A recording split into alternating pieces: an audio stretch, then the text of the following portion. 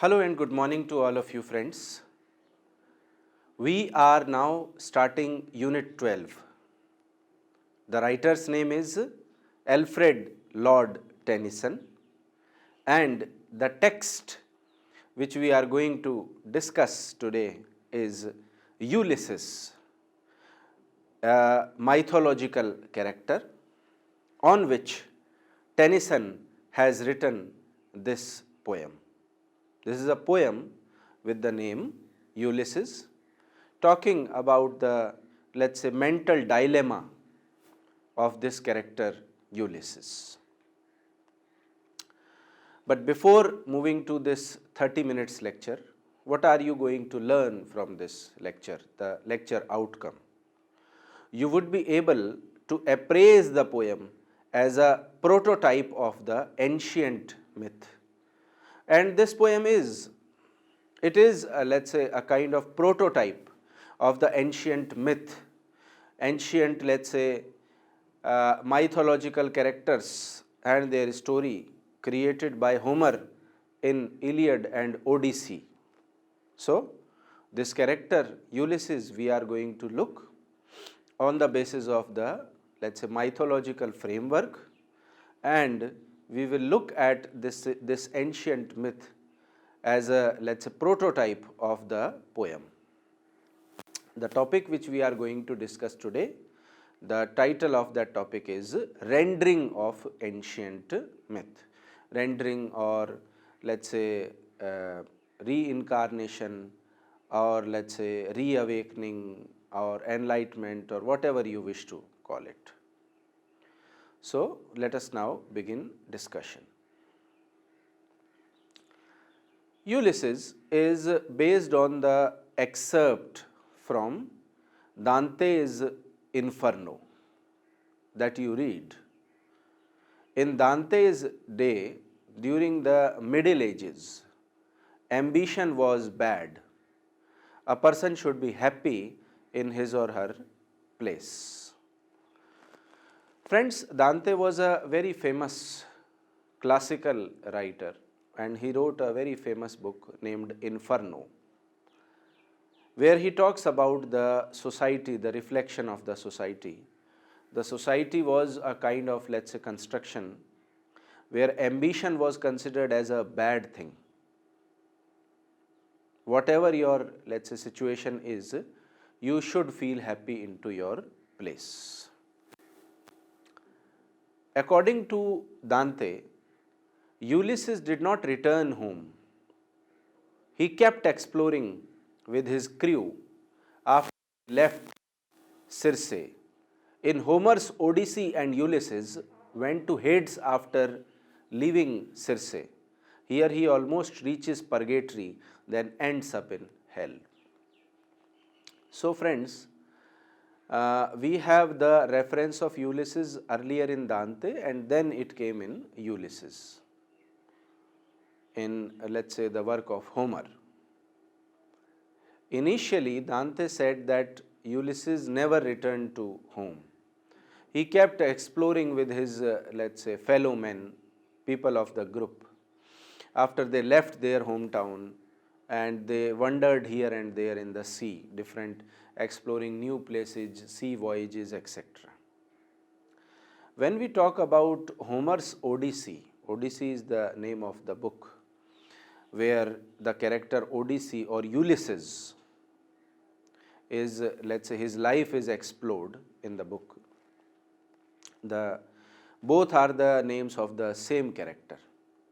The character's name was Odyssey, and the character is also called as Ulysses. So in Homer's Odyssey or Ulysses went to Hades after leaving Circe. So Homer changed it a little bit. The character, after leaving the place Circe, he went to a new place called Hades. And here he almost reached the purgatory, the situation of purgatory, and then he ends up in hell. So a very, let's say, very kind of suspense thriller kind of a story was happened with Ulysses. He eventually crossed the barrier set up by Hercules as the limit of human exploration. And then we have few lines from that text, and I quote, "Tardy with age were I and my companions." These are the lines spoken by the character Ulysses or Odyssey. He says, "Tardy with age were I and my companions when we came to the straight pass where Hercules ordained the boundary is not to be overstepped by men." So, this character Ulysses in his journey reaches to a place where he finds Hercules, and Hercules do not allow anyone to cross that place. He was protecting that place. Ulysses and his men have launched into the Atlantic Ocean. They sail until they see a giant mountain. This mountain was purgatory, where people could have their sins purged until they were good enough to enter heaven. So, this was a friends very interesting journey discussed by Homer in his book Odyssey. Homer says that Ulysses and his fellow men, they were traveling through a ship and they found a giant mountain, and all the sins which they have committed in their past life, they will burn while they stay in the mountain, and after that they have the right to enter into heaven. For the crime of exceeding human boundaries and trying to reach purgatory by their own power rather than by God's grace, Ulysses and his companions are washed down to ocean. Now, friends, we must not forget that the time of Homer was the time of the emerging of Christianity.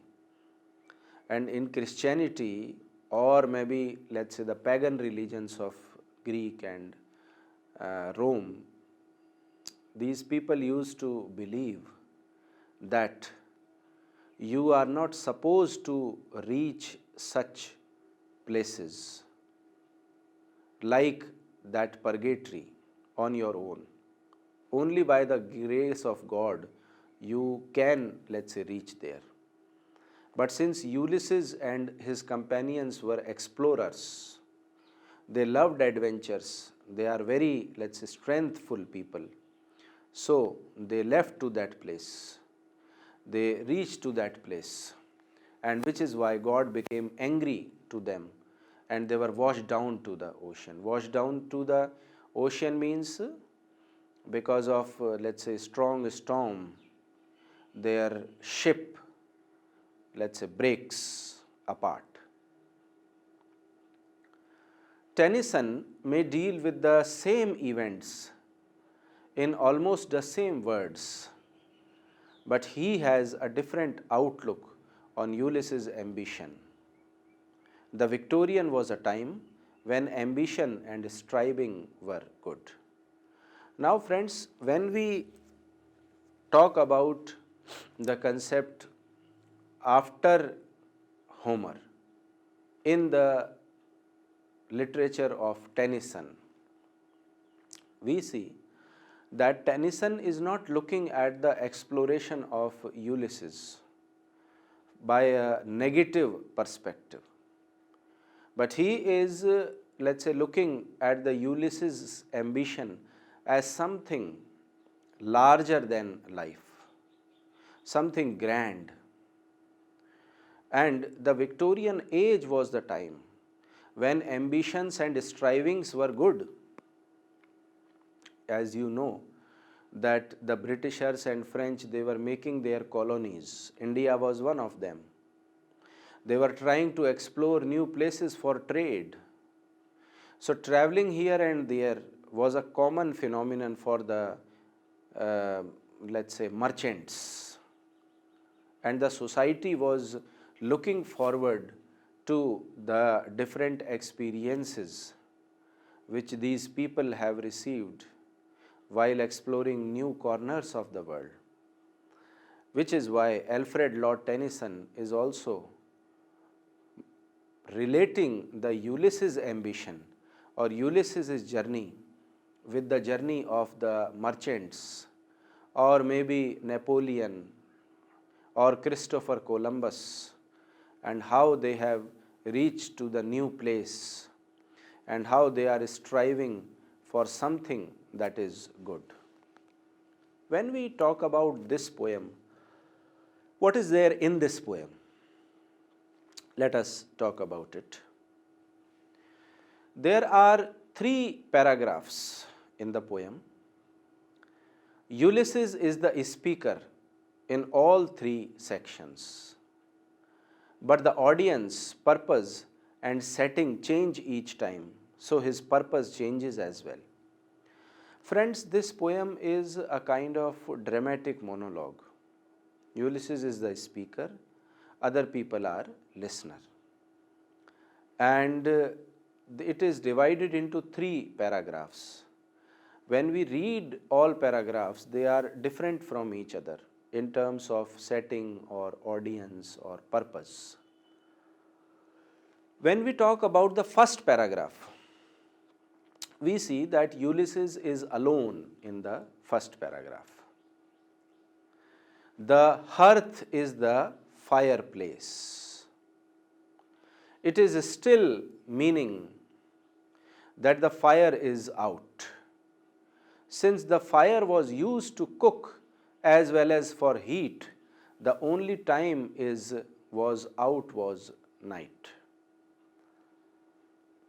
When we look at the first paragraph, we see that there is a fire which is, let's say, out, which is still in the heart of Ulysses.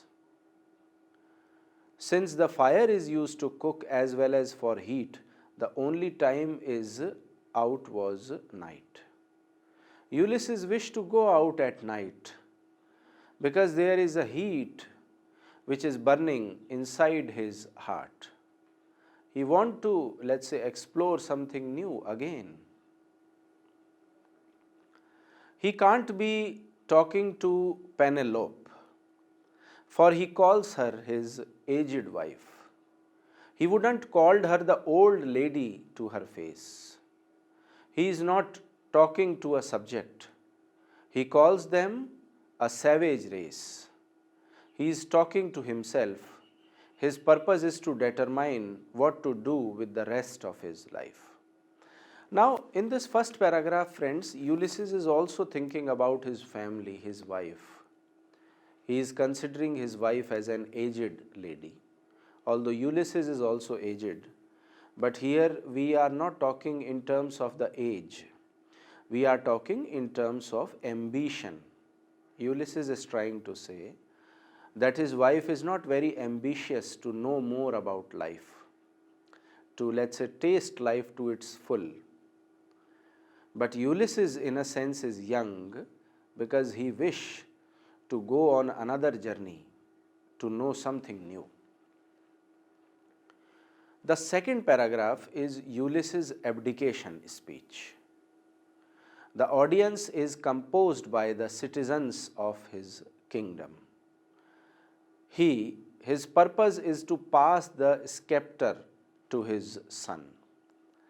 Friends, as soon as we come to the second paragraph of the poem, the discussion starts happening between Ulysses and his, let's say, citizens of his kingdom.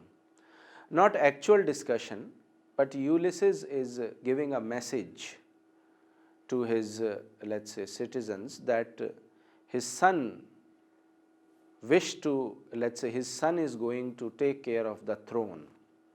The son is going to govern the city. He is capable enough to do that. And Ulysses wished to again go to a new voyage. Note the elevated style of his speech, fitting for a formal state occasion.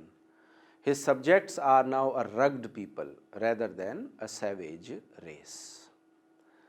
When we look at the second paragraph, we see that Ulysses is talking in a very, let's say, elevated style, just like a king talks to the people. And there are rugged people. The people are also not very ambitious. And it is not a savage race to which Ulysses thinks that he belongs to. The third paragraph is Ulysses' speech to his sailors as they prepare to set sail. His purpose is to inspire them to great achievements.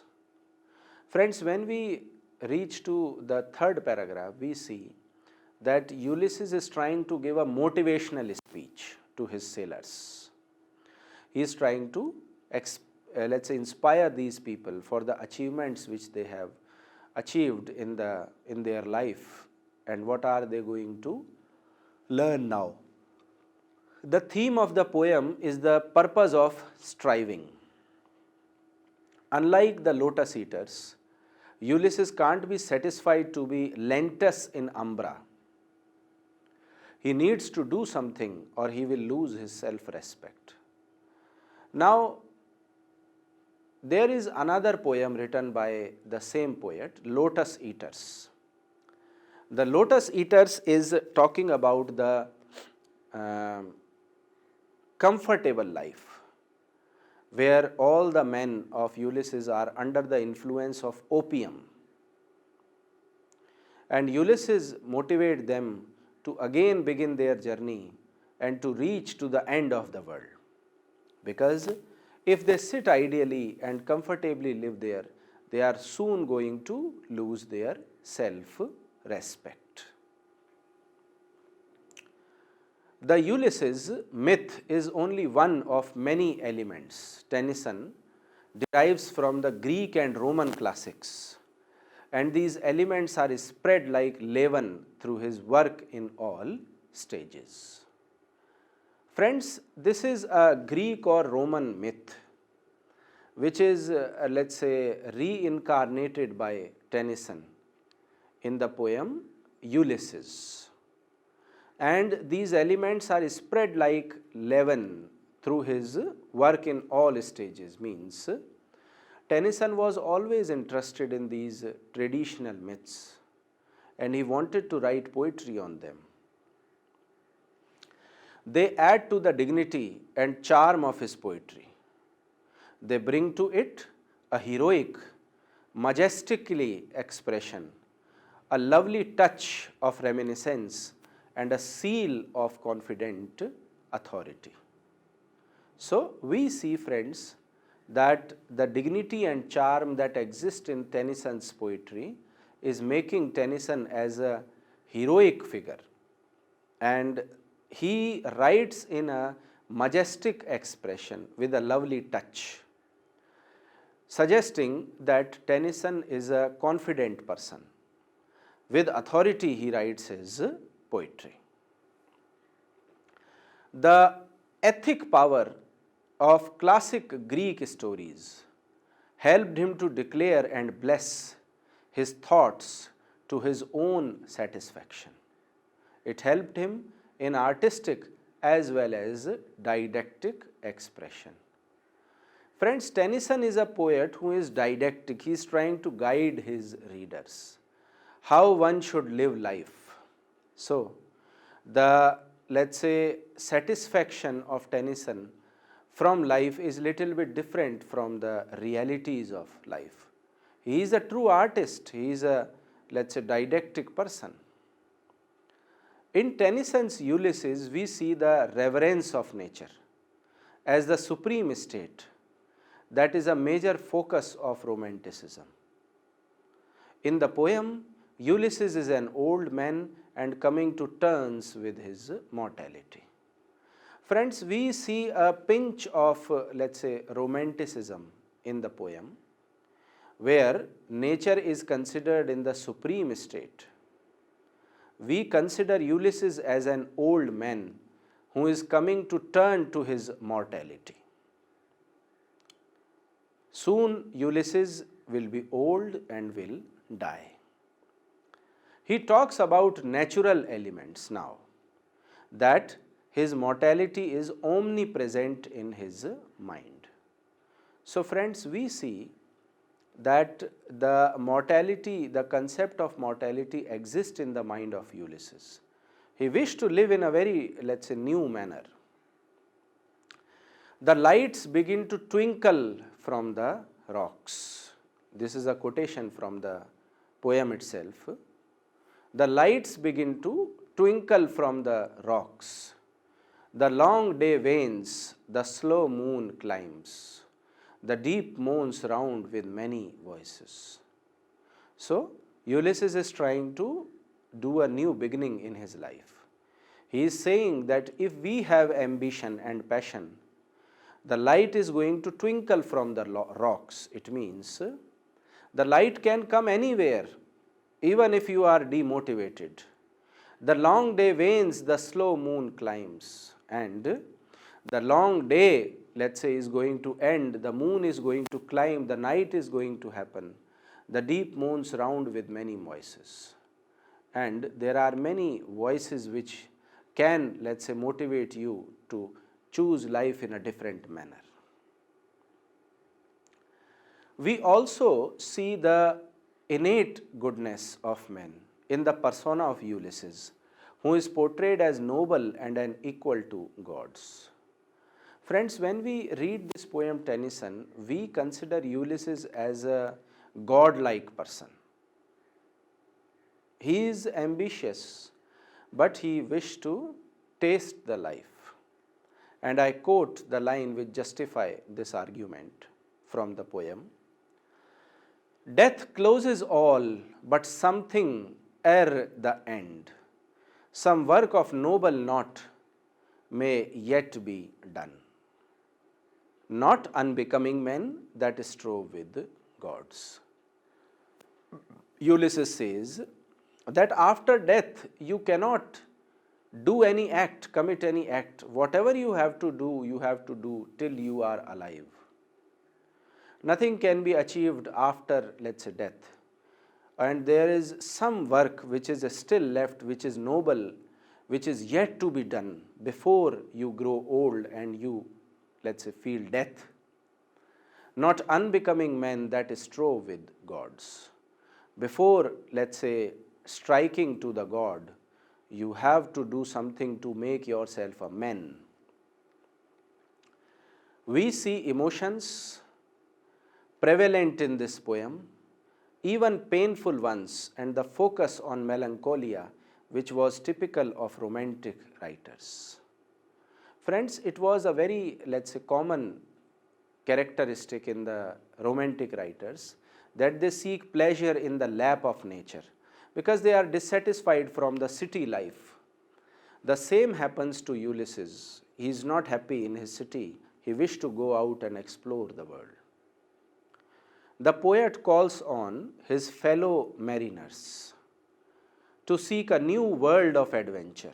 However, there is disparity here, as all his followers were dead, as per Homer's Odyssey, and he had returned to Ithaca alone. Now there is, friends, a confusion in the poem Ulysses. Ulysses is talking to his men, mariners, to get motivated and to continue the journey. But according to Homer's Odyssey, all people were died and Ulysses came to Ithaca alone. He envisages a new world beyond the horizon. He aspires to render justice to the amour and role handed over to him by Achilles. Though old age was rendered him weaker, iron will made him stronger. According to the myth, the god Achilles had given him, let's say, an armor, which is going to make a weak Ulysses strong in the old age. Because the new world which he explored, the new horizon which he explored, it has, let's say, aspired to go him beyond the present world. And then after, let's say, achieving to whatever he wished to say, the Ulysses declares in this poem written by Tennyson to strive, to seek, to find, and not to yield, suggesting that Ulysses do not want to stop till death. He wished to keep on exploring the world, new places, and acquiring more and more knowledge. Tennyson took over suggestions from myth and legends and adapted them to his own use. He gave them personal touches and variations which grew out of modern life and his reaction to it. Friends, we can consider this poem as a modernized form of epic writing. Tennyson took this ancient character Ulysses and according to his experiences of the, let's say, 19th century, he has recreated the context. So, this is a reaction towards the modern life by Tennyson. This is the case with Ulysses. His mingling of ancient and modern elements made this poem interesting and unique. And friends, this is the strength of this poem Ulysses. The poem is interesting, the poem is unique. We will not be bored because we know the story of Ulysses from Homer's Odyssey. We have here something new discussed by Tennyson, and Tennyson has proved it through his poetic excellence. He was able to mingle the time. The difference between the past and the present is eliminated through writing this poem, and in this way, the poem is an epitome of modern writing, and it will remain modern kind of writing even after 100 years or 500 years from now. That is all for today. Thank you for listening.